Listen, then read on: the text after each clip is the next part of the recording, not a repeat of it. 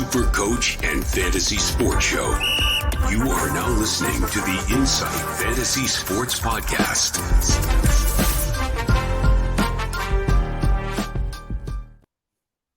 Hello and good morning, good afternoon, good evening, whatever time you are listening to us. This is the Insight Fantasy Sport Podcast. I'm your host, Rob Kennedy, the Supercoach Hawk, sitting here with my good mate and co-host, Big Horse, Mickie Dell. How are you, Delly? Ladies and gentlemen, boys and girls, children of all ages, Robbie, we're going well. Work's got me going with night time as morning time and morning time as sleep time at the moment. But lucky you watched a bit of footy this week, mate. Keen to hear how it all went. Yeah, I was just thinking just then, to anyone listening along, welcome along, click subscribe, jump on board. We are recording this on a Sunday night. The footy has just finished.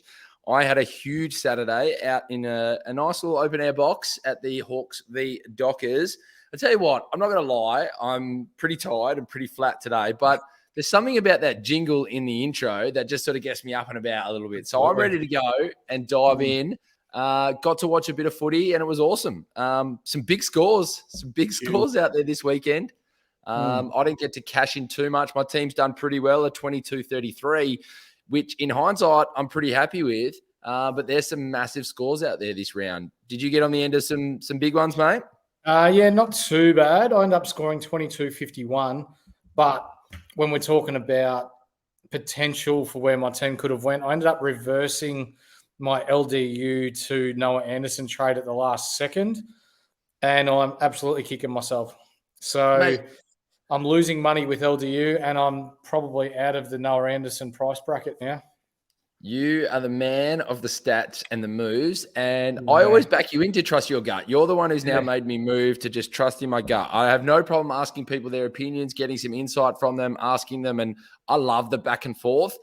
I've listened, I think, too much to the community, and I've got to start listening to myself. You're going to get some wrong, you're going to get some right, but like we said in our chat with the boys, I'd rather get it wrong trusting my gut. I'll feel a lot better with that. Noah Anderson absolutely exploded. And I'd love to back up to when a few people slag me off. And look, he's had some injuries and he might bounce back. And I'm not dissing him as a player. But when LDU went and had a massive game against West Coast, and then he followed it up with Freo, which looked like a massive score as well, but Freo's been quite average this year. He hasn't really been able to do too much after that. So I do hope he bounces back. But I said not people get on it too early. But, mate, you're a big call. We did give people the 50-50 between the Gold Coast, Dangerfield, Noah Anderson type thing. Hopefully most people went with Anderson. Yeah, that's right. Unfortunately, a bit of a hammy there for the old man, Paddy Danger. Yeah, I didn't see it. What did he do? Did he injure himself? He's done a hammy. They're saying it's very low grade. I think they got him off early enough. So he'll probably miss one or two. But, they're saying it's pretty low grade. But I think they'll take their time with him, especially with how Geelong's travelling at the moment. Yeah. That all being said, we will dive in. Let's dissect a lot of these scores. Let's have a look. Let's talk about those key people, key players, key numbers, and get everybody prepped for what's coming. We're going to do some big research through this week, really start talking about those bye rounds. We've talked about it a lot. If you haven't started thinking about it, now is your time. If anything, you're nearly a day behind. So we'll bring you all that insight and much, much more. But it started on Friday night, Carlton versus the Brisbane Lions. I think this is the Lions making a little bit of a statement that we can play in Melbourne, and Carlton on the other side showing that they're just not a top four side. Not at the moment, no. No, and you look at their list, and I'm just going via Supercoach here. Chera, Doherty, Walsh, Akers, Hewitt, Charlie Curnow, Cripps, Sard. Like, they've got an awesome, awesome team, but they stunk it up Friday night. Like, they were touted as a top four team coming into this year, and they've been pretty ordinary so far. Hopefully they, as an Essendon supporter, it makes me happy to see them not do so well. But from a genuine footy public point of view, you want to see Carlton do well. And, they were messed over, 20 years ago, that salary cap thing. And now's the first time that they've actually had some pump about them in the preseason. Yeah, we're going to do well. And to lay an egg against Brisbane in Melbourne, it's not going to do their finals aspirations too much good. Yeah, I mean they had fans leaving halfway through the third quarter, which I think was a little bit disappointing to see. I think the commentators even made mention we've got a lot of Carlton Friday night, Saturday night sort of games coming up, so hopefully they start to step it up a little bit more because they can be exciting. You mentioned some quality names. I think Harry Mickie needs to find a way to really step back up. But Josh Dunkley, my God, he did an incredible job. It was a loose tag. It was more of a tag at stoppages. Supposedly, the coach came out and said he just did homework every night, watching Cripps at stoppages, and it paid off. Josh Dunkley with a big, humongous 149 and showing that he's probably one of the pickups of the season for sure and putting his name in there. When he's up and about scoring a 149, Charlie Cameron looks fantastic out of the square with a 131. Even the big O with a 110 doing what he should be doing against the pit and net type ruckman. But it allows the players like Berry. I tell you who was impressive. Payne as a defender, as a young defender. He's huge. Yeah, he's a big boy. I don't know what's in the chicken there, but he put up a nice little score. And one you mentioned, mate, which I think was good to look out for was McCluggage. Now, we've talked a lot about those players who have been a bit underperforming to start the year. Your Ollie Wines, Hugh McCluggage falls into that category as well, but starting to get his hands on the footy a lot more. I think he's starting to work out what his role is in the team now with all these other added players into the side, especially like an Ashcroft and a Dunkley. And he looked good getting his scores into the 90s. Yeah, good. His average is, 110 in the past, so I wouldn't be surprised once he does work out what he's doing to get those averages back up. But having Dunkley in the side's definitely hurt him this year. Yeah, I'll definitely be going and having a good look at him. There's no doubt his price has dropped. I think Ashcroft is starting to get to that tether of you can't really trust him too much. So when do you make the move on an Ashcroft? He was very disappointing with a 37 last time I had a look. And the other one's Mr. McKenna, brother of Conor McGregor, with a 46. So, definitely some players that you're losing faith in of having them on your field that you've got to start to maybe make the move. Lachie Neale you say a disappointing 63, but he didn't have to do the job. Everybody else was getting it done. And with a midfield like that, sometimes he's just going to have a bit of an off game. But very impressed by Brisbane.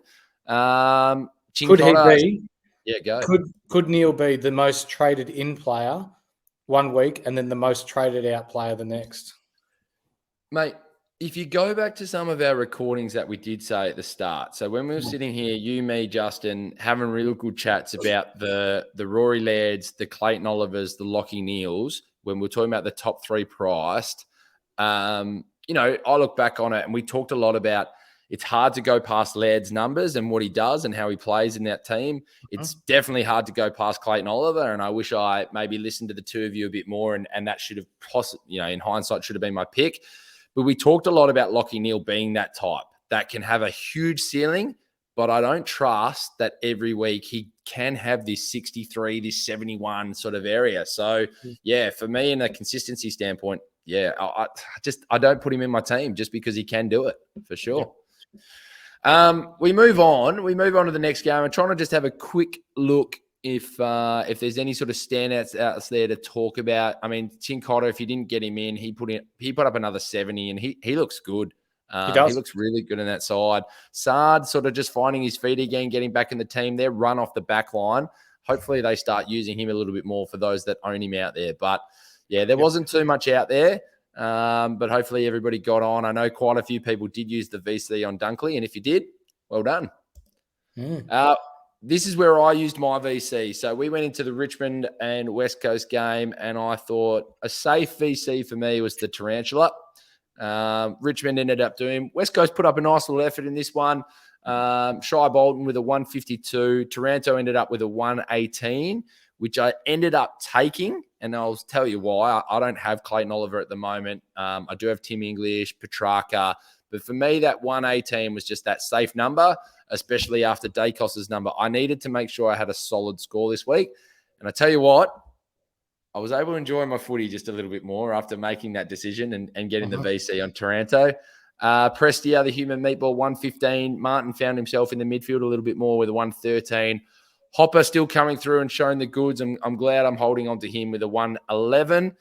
Samson Ryan with a big 104, but that doesn't surprise me too much going up against the Bailey Williams.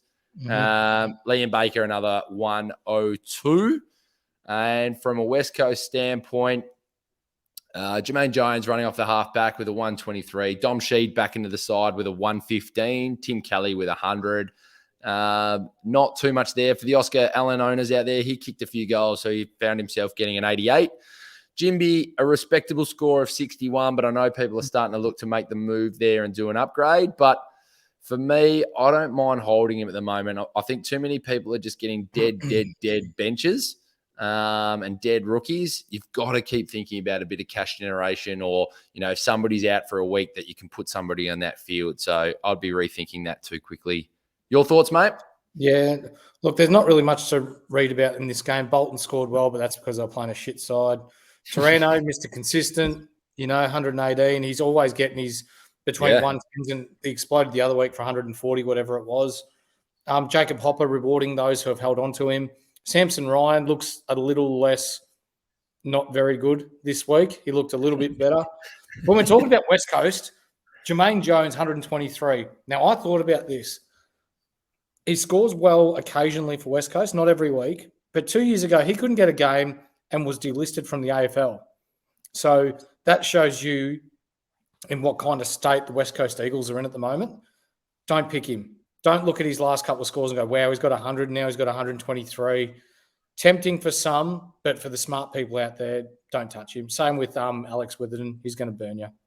Yeah, I think for the smart people out there, you hold your West Coast rookies that you've got, even like if you've still held on to Noah Long, I'm going to hold on to him. When he comes back, he's going to play games, and I've got the DPP status, no different to a Jinby. I'm okay holding that until I get to right near the end of the season, and it's time to do those primo moves. So, yeah, it allows me to maybe have a look at a Drury and what that kind of looks like when you get that one-off rookie that kind of comes through now, but I'm going to try and hold on to a couple as much as I can. So, no, I think you're spot on. Very spot on with your points. Be very careful just taking after any West Coast sort of, mid-range or primo players. I wouldn't touch them. Geelong v Adelaide. Now, this was a cracker. I know that the differential ended up being a 26-point win to Geelong down at GMHBA, but Adelaide continued to impress me at the moment. I think they've got a really good list, and they've got some good systems out there at the moment. Anything stand out for you in this one, mate, before I go through some scores, or do you want to go through the scores? No, not really. My man, Mr. Consistent at the moment, Tommy Hawkins with another 90-odd, even though he didn't really touch the ball too much or kick his goals. I heard a bit of talk about young Atkins this week, people looking at bringing him in with his defender/mid status. But the two that kind of stood out for me, the top two, Bliss Abs, or however you pronounce his surname. He's pretty consistent with his 100 to 115s this year. And as a mid-ruckman, that's a unique way you could go about it. But also Maxi Holmes starting to come good. He's turned up a couple of times in a row and really starting to hit his straps. Yeah, Geelong keep looking like they're going to be doing all right. I think Atkins might have had a nice little step up there, especially when Danger went out. I think you made a really good point about Atkins at the start of the year, that he sort of filled the Selwood void. And then whenever someone else seems to go and he gets that time, when he gets genuine time in the midfield, he finds a way to always score that 90. So I think if you got him from the start of the year, you might have been in a nice little place and a good little area to kind of move on. But yeah, he could be a solid option now with Dangerfield out. I'd be interested to see sort of where, having a quick little look at where his price is at. He's at 413,000. He's got a break even of 88. So look, maybe one to look at if Danger's missing a couple. I'd probably leave those types of players right now, but it's good to see him putting some scores on. Dawson just keeping on with a 122. Rory Laird with a 102. Rory O'Brien having a big one with a Riley O'Brien with a 130. Saligo, a few people have brought him in. Rankin keeps having a good game, but I was happy with myself. I moved out Michael Laney this week with a 64. Chase Jones, it was always going to be a tough one out at GMHBA, so I know a few people have him with a 65. But interesting to see Matt Crouch back in the team, obviously with a few changes there in Adelaide, but he didn't do too much. No, don't go near him. We move on to Gold Coast v Melbourne. I tell you what, talk about a team having a bit of a dip and a bit of a crack. There would have been some very nervous moments in the Melbourne box. Gold Coast absolutely took it to Melbourne in this one, and you could nearly say that they could have snagged it for sure. Your man, who's now going to give you a few nightmares for a little while. We should probably pass the mantle on to we'll call him Jake Skidmore's man. Is Noah Anderson with a humongous 189. What an effort! This guy showing why he was touted as the obvious number 2 pick with Matty Rowell in that draft. Massive game by him.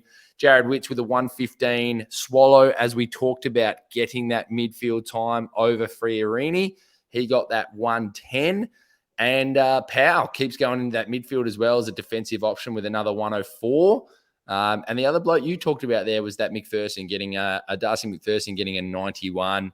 I think a lot of people looked at Rory Atkins this week. He got a 68 following on from his 80 in round 1. So some people might take a bit of a look at him now being on the bubble of moving to that third game.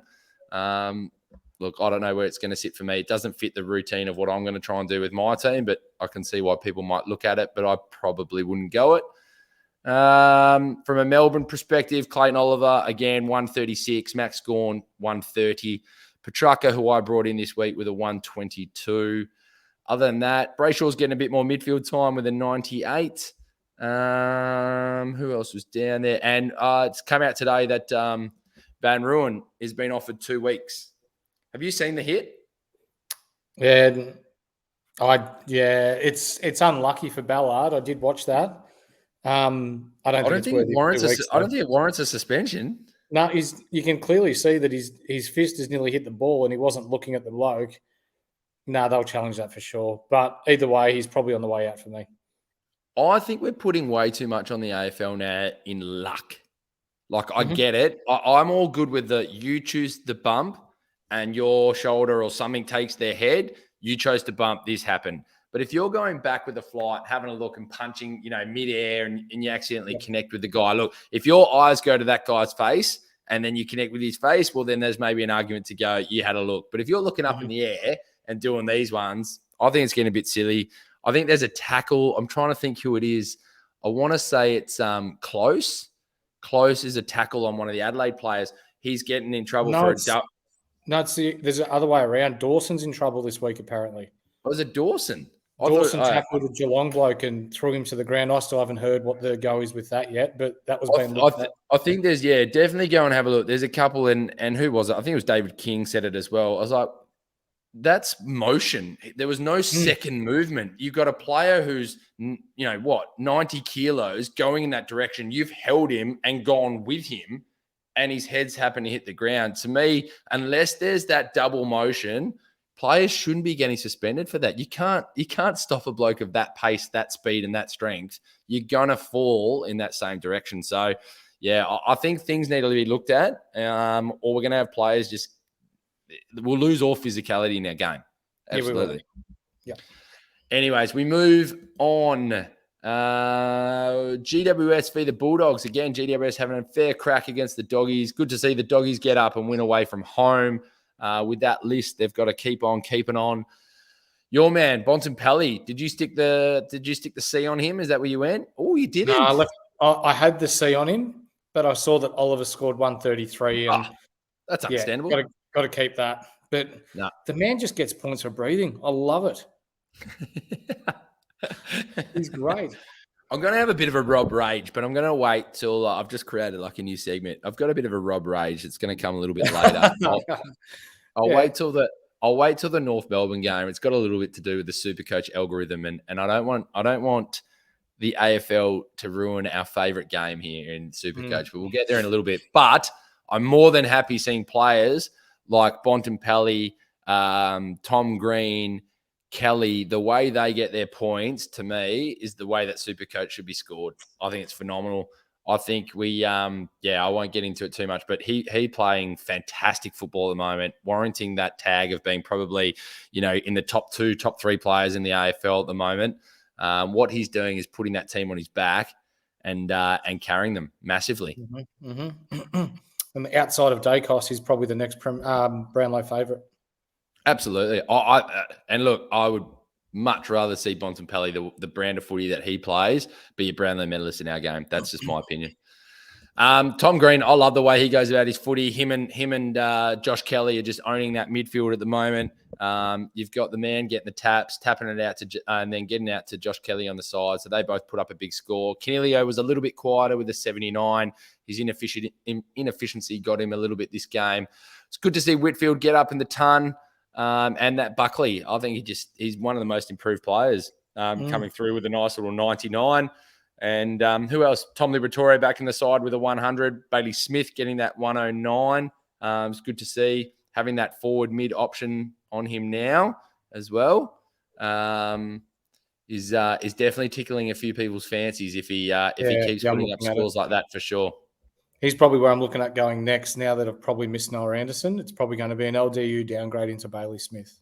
Don't mind that. Into your forward line. Do you have a spot for him in your forward line? Yeah, nice. Because Van Ruin will be on his way out this week for me. So, we'll see. Might even jump early and go Drury this week. I liked him, but we'll talk about that later. Beautiful. McRae a little bit underperforming with an 88. Treloar has done a low-grade hamstring as well. So that might be 1 or 2 weeks, which is disappointing because he was starting to come into some really good form and making that side look that little bit better, which is good. So we drive on. Fremantle v Hawthorn was the game that I was at, and got to be honest, Hawthorn were very disappointing. I mean, it was interesting to see the CJ managed, Luke Bruce managed. There's some interesting things going on at Hawthorn to try and secure that number 1 or number 2 draft pick. I don't know why a 3rd, 4th, 5th year player in CJ needs to be managed, but maybe there's something else I don't know. But yeah, they definitely lacked their dash off the back line. Once Fremantle got up and about, they were going strong. Brayshaw had an incredible game out of the midfield with a 149. Luke Jackson looked very good with a 126, kicked a couple of goals. Luke Ryan, he just does some interesting things off the back line. I still think he's a good defender, but he gets a lot of junk. Sarong, still a solid 105. So, and it was interesting to see. So, Nat Fyfe was used as the sub, only getting a score of 25. So again, he'll drop in price before he plays that 3rd game.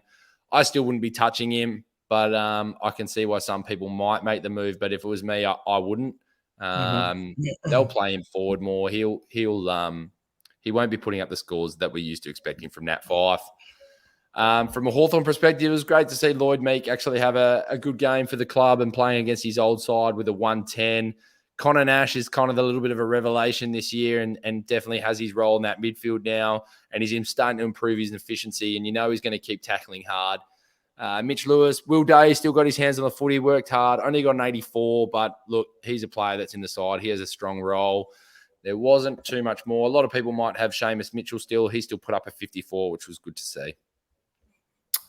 Yeah, I did do a little bit of research, and when we're talking about Hawthorn and the opposition ruckman, as an average, Hawthorn are number 1 for ruckman scores against them. They tend to really negate the opposition ruckman.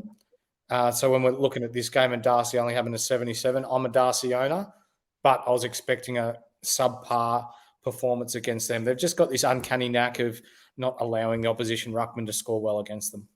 I think what it is, especially with the developing ruckman in Ned Reeves, it's go and follow them, especially when they're playing against good rucks. I think when they're going up against strong rucks, it's go and follow that ruckman, learn from their movements and what they do. So did a fantastic job against Tim English. Again, did a good job against Sean Darcy. That's what I think it is. Rather than trying to be attacking or anything like that, it's follow them around. And I think that's why it's kind of negating them quite a bit. We had a good chat with a few mates on Twitter, some who threw the C on Darcy, and it was just like, boys, you're some of our avid listeners of the pod. We never mentioned to put the C on Darcy. And I'm not saying we get it right all the time, but maybe we didn't say strong enough to not do it. But you're spot on. Hawthorn rucks, just find a way to negate good rucks at the moment. So, Port Adelaide v. the Bombers. Port Adelaide finding a way against your boys to hold on. 12 goals, 20 didn't help their cause versus the 13 goals, 9. Did you get a chance to watch this one today, mate? No, you missed your boys. Didn't watch any footy today. It was, quietly having a bit of shut eye. So I'm glad that we got this close because normally Port Adelaide give us a smacking. But Like, would have been nice to win, but we didn't. So next week. No, you came out of the gates really well. You started really strong. I think that the Draper-Phillips combo is really working quite well. I think they're doing a really good job. One time, they can't both score big scores, but I think they both do a really good job around the ground. Even Setterfield had a really great first quarter, but then he dropped off after that. He had about 35 in the first, and then he only ended up with a 71. I think he's going to definitely be my upgrade this week. As I start looking towards the bye rounds. Parrish a 117, Draper a 110.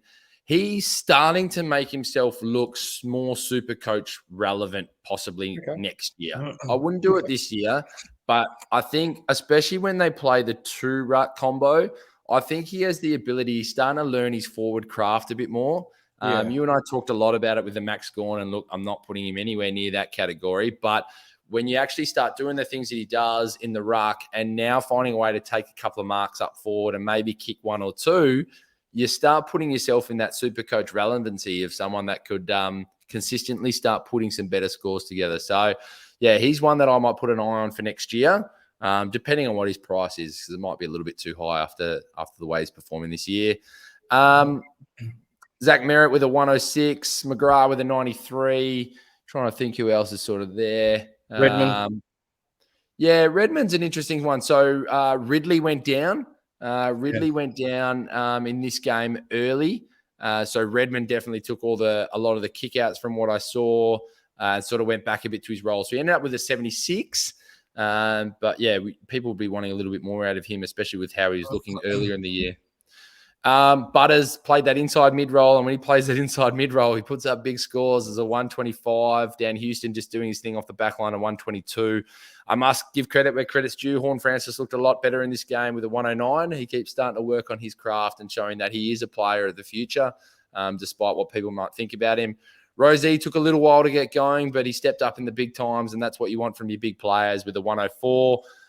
Finlayson, the same thing. He steps up in the big moments. So he went into the ruck a little bit as well when it was crunch time.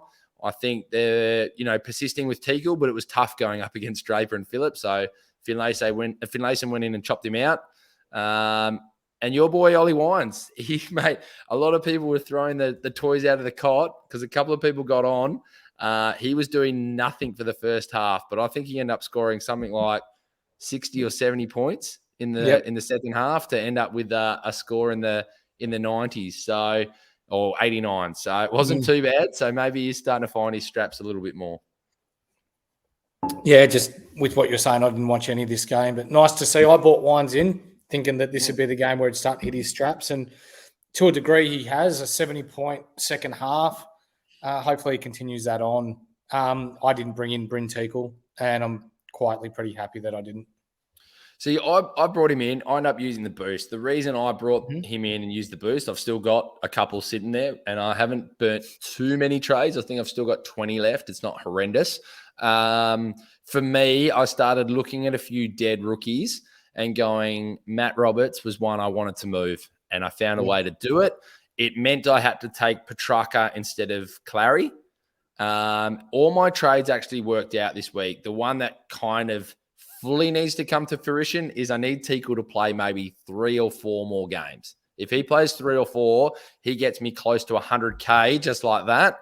And then I'm laughing. If he gets me 100K, I'm all good. I'll tell you what, though, if they keep winning, he will play because he is their ruckman of the future. There's no future there for Lysette. And I had a look at it, and I remember you saying that. And so when I was looking at it, I had the 2 trades done. And it wasn't until about the last minute that I decided to use the boost. And I went and had a look. So Port Adelaide had the Bombers in Port Adelaide, so I backed them in to get that win. They've got North Melbourne next week. I backed them in to get that win. They've got a very tough one against Melbourne, but they might even bring in a double ruck system possibly for that one. And then they have Richmond at the MCG. That's all I need from him. If he gets himself to that Melbourne game, though, that's the 3 games I needed for him to get 80 to 100K. Yeah. So I reckon it's hopefully one that pays off, and I'll get rid of a dead rookie in Matt Roberts, who probably won't play another game for the rest of the season. Yep. Good idea. we move on. We've got 2 games to go. Collingwood v the Swans. The score makes it look a little bit bigger than what it was. This was a 5-point game going to the last quarter. Swans came out and really took it to Collingwood. They put a hard tag. They got into Nick Dacos very early into this game and came out strong. These are the things that we expected from Sydney, and we talked about it in our Friday live, that they would have the players to sort of go to him. With Pendlebury back in the side, Nick Dacos had a little bit of in the back line into the midfield role. They did sort of throw him into the midfield in the last quarter.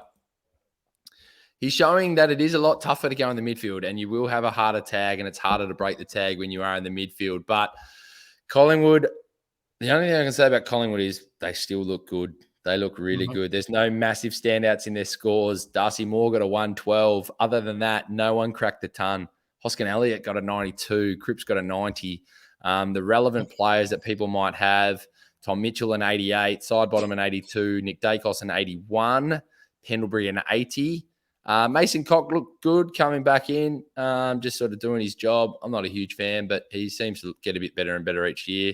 From a Sydney standpoint, Goulden just went bananas. He had a 156. I think he was in the 80s or 90s at halftime. Lloyd keeps on doing his thing with a 110. Or Ollie Florent with a 109. They had Warner's the one that needs to sort of start to lift for them. I know he got a 98, but he needs to do a bit more. Mills still looks good with his 100. I'm trying to think. There wasn't too much else other than that. I know Laddams got hurt quite early in this game, so that did hurt them. He went off for a while and then came back on. But little bit of time for Sydney to step up, mate. They're sitting down outside the 8. I think they're about 12th or 13th on the ladder. I think it's too good of a list not for them to bounce back. Yeah. But, it's Sydney. Expect them to bounce back. Yeah. I do too, and I hope so. I want to see a team like that in the finals. They're too good of a side for sure. The last game of this round, mate, was North Melbourne v St Kilda, and what an absolute rip snorter it was. It was 4 goals 10 to 8 goals 16. As our mate Trent put out in our chat, must be blowing an absolute gale under the roof at Marvel. I think at one point the Roos were about 0 goals 7, and I think St Kilda were about 1 goal 9 at one point, something like that. So I don't really know what was going on. I got to be honest, when I was seeing those scores whilst watching Collingwood Sydney, it didn't really gravitate me to this game. What I did see, though, was Jack Zeeble on 96 at halftime. He had 22 disposals with meters gained of 200 meters. Is that all? Wow. This is my rage. It's like, surely we have to start finding an algorithm within Supercoach that we are not going to be looking at our teams and making created teams of just absolute junk.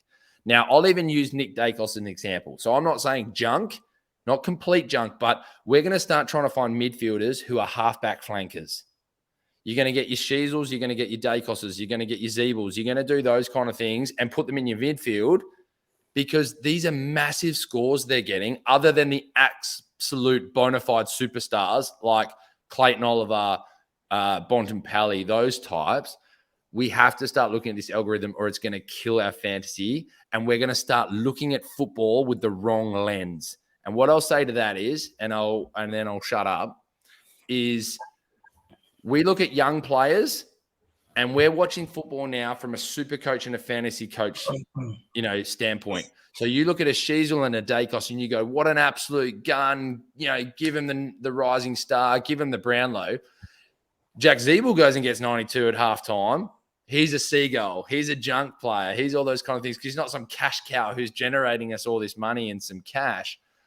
But then you get someone like a Will Ashcroft who's going in the midfield for the Lions and doing it tough right in the middle with bigger bodies, bigger men, all these types of things. Oh, he's junk. He's meant to be a next generation player, all these types of things. It's ruining the way that we're watching footy, because we're not rewarding that toughness compared to just out the back. That's me. We're going to have to make a segment called Rob's Rage, I reckon. That's brilliant. Well, I like it. Do I have a little bit of something in that? Do you get I'm not saying those players aren't great players, but we're looking at it differently and I don't like it. Yeah, you do. The big thing here is that there's a big difference between AFL as it is played and fantasy. So you could have your Ollie Wineses that get 30 touches, kick 0 goals, versus my boy Hawkins, who a couple of weeks ago had 8 touches, 7 marks, 5 goals, and got 90 something. So there are points for certain players that are an advantage to them, and to some that are a disadvantage. Again, like your Ollie Wines and your Tom Greaves, to an example, that they go in and get the hard ball, but if they're not efficient with that little flick handball to the side, they lose points. Yep. So I think it's important that we keep our minds set to that this is fantasy football, and not because he scored a shit score, he's a shit player. Correct. It's totally, you've got to play your role well. And yeah, Dacos, Zeeble, Dawson to an extent, these guys all play their role really, really, Hawkins as well. They play their role really well and benefit from that. But then you see the likes of Wines. You can throw up names as you will, Rob. Like Matty Crouch, he used to get powerful numbers and score well, but was he really any help to anyone? So yeah, we'll just have to discuss this another day. But it is, no, it's good. When people say someone's an ordinary footballer because they got 70 Supercoach points and 25 touches versus someone that's had 8 touches and kicked 6 goals and got 100 points, there's a big difference there. Yeah, I think the big one for me is, and I'm only saying it because even my lens of how I'm watching the game is so different. So I see Stevie Canelio gets the handball out the back. He's like dodged past one person, kicked it inside 50, and it's a pretty rush kick, but he's kicked it 50 meters to inside 50. There's a forward and a defender going up for the mark. It gets spoiled, and the opposition picks up the spoil. That's actually classified as an ineffective kick. Mm-hmm. I mean, that's a center clearance, an inside 50, and possibly a contested possession. But because it gets spoiled and picked up by another player from the opposition, it's 1 point. Yep. Like, to me, that's where, compared to Zach Zeeble, and you're going to look, he's got this heat map over in the back pocket. It's literally like 20 of his disposals in one back pocket, and he's on 96 at halftime. Like, it's just, I don't know. For me, that's just something that needs to be looked at because, you look at it from the other side of things, and if St Kilda know that he's the only one stopping them from scoring, why aren't they looking to go to the fat side, or looking to target Zeeble's player that's playing on him and Zeeble's playing off? So from an AFL or from a coaching or playing background, that's what we would do. But Supercoach rewards players that play their role well, I guess. Yep. No, and we love it. We'll keep playing it till the day we die. We'll pass it on to our children, all that kind of stuff. But it's good. Anyways, good chat. Love that. We digress a little bit, but I think it's good to sort of bring these things up and for people to sort of understand where the point system does work. And look, I'm sure they'll look at it every year, and like any game, they'll have a look and look at their algorithms. But mate, I know we are stretched a little bit for time. Where are you looking for things next week? Where do you have a look? Where's your team at? How many trades have you got left? How many boosts have you got left? How are you feeling about your side? So I got 2 boosts left. I've got 20 trades left. Not feeling too bad. Van Ruin and LDU are on their way out. I should have done that last week. Maybe a boost this week. We'll see how we go. I still want Noah Anderson because I think there's a big role for him moving forward with the Gold Coast midfield. I like Bailey Smith as well. And yes, Sicily potentially as well. So we'll see. They're the sort of the 3 that I'm targeting at the moment. And even Jack Steele, I think, had a break even of 120 this week and only scored high 80s, low 90s. So he's going to come down again. And if he's, sub 500, then I'll snag him before his price is on the increase again. No, I like that. I like that a lot. I think, one thing that we want to put out to our listeners is we're just a couple of normal dudes who love footy, love Supercoach, and we do as much research as we can. We do not live and breathe this. I learned something new this week, which I probably should have known a little bit better. Maybe you did know it, but we don't talk about it all the time, is I had a feeling that the boost this year was that's all you get. So it's how you be a bit selective going into the bye weeks and things like that with using your boost. I got told that actually we still get 3 trades in the bye round, and the boosts are still just there for you to use as bonuses. Now, what people need to remember, though, because there's a lot of chat going, oh, wicked, I'll go using my boost now because I've got these extra trades and buys. you still only get a certain number of trades, everybody. Yeah, you do, Don't yeah. go and burn those trades. You might be able to boost up to 4, and that might become very vital, especially in round 15. And then you're going to want your trades as well to make sure you get that balance back for your team of how you want it to look, rather than just in a round 15 where, trust me, you're going to want those players back in your teams from those clubs that were out in round 15. So save those trades. And I think it's good to keep a boost. I'm the same as you, mate. I've got 1 boost and 20 trades to go. I feel pretty good about my team. There's a nice balance of players on field and on the bench still scoring me some cash. I'm definitely going to start having a look at who I don't really trust on my field. And I think I've got to start being a bit ruthless with my on-field. I don't think there's too many players coming through the bubble at the moment. The one I didn't have a look at, and we didn't bring it up just then, what did Drury end up scoring? 51. Okay. But he did look good. Like I've been watching him in the VFL, hence why I was quietly confident that if I was to bring him in, even early before he played a game, that North are going to pump games into him. Given that Harley Reid is being touted as the best, better than Ashcroft type of recruit or rookie this year. So it's a fight between Hawthorn and North Melbourne for who gets this guy. But this Harley Reid guy looks unbelievable. West Coast. Oh, there's West Coast as well. Sorry. But when you look at trying to get a really good pick versus trying to blood your youngsters, are you going to stick with Cunnington, who looked really, really slow today? No. Or are you going to put Drury in for 10 or 12 games, getting that senior experience, set him up better for the preseason next year to move on from there? So to all you Cunnington, North Melbourne lovers, like I'm a big fan of him as well, and he's gone through a lot of ordinary stuff to come back to where he is now. But when we're talking about the rigors of AFL football and the speed, I think it's probably past him now, and North need to look that one step ahead and go, well, what's our makeup going to be moving forward over the next 12, 24 months?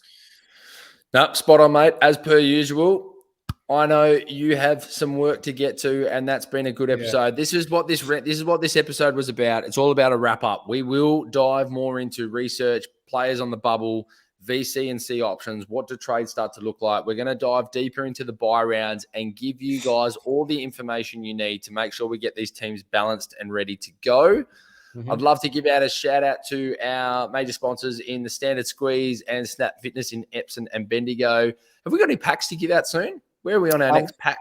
Yeah, we got a pack. As soon as Supercoach updates this week, we'll know who our winner is. Beautiful. It still has not updated. No, it hasn't officially ticked over yet. No, not yet. No, I want to see how our boy, is it Mason? Yeah. He's coming third in the whole of Australia, or I guess the actual Supercoach. Yep. At the moment. So I want to see how he's scored this week and how he's looking moving forward. Let's get him on the pod. I have no problem living vicariously through others. That is exactly how I... mate, it's been an absolute pleasure. Any final words from yourself, Mr. Dell? No, not this week. We'll get back on later this week and do an episode in regards to rookies to watch, our DPPs, our buy rounds, which I think are really crucial moving forward. And then we'll jump on Friday night and do a live for our viewers. They've become quite popular, both with the AFL and the NRL. We're getting into the hundreds now of people jumping on and, throwing questions our way and, the Twitter, the Instagram type stuff. It's all like, we love it. We don't get paid for it, but we love it. We love giving the viewers what they want, and we want to see you do well. So jump on, click and subscribe to YouTube. You'll get the notifications as to when we're going live, and we will see you there. I think we are very close to 500 subscriptions, and I don't have the authority to say this, but I reckon we might be able to find a prize for somebody who is our 500th subscriber. So if you haven't subscribed, jump on and subscribe. Tell your friends to subscribe, and you never know, Rob might have to be the one buying you a prize to send to your house. Del, it's been an absolute pleasure, as per usual. To everybody listening along, thank you so much for the love. We appreciate it. Hit us up on all social media platforms. Get on the podcast and listen along. Subscribe and watch us on YouTube. This has been the Insight Fantasy Sport Podcast. Peace out. See ya.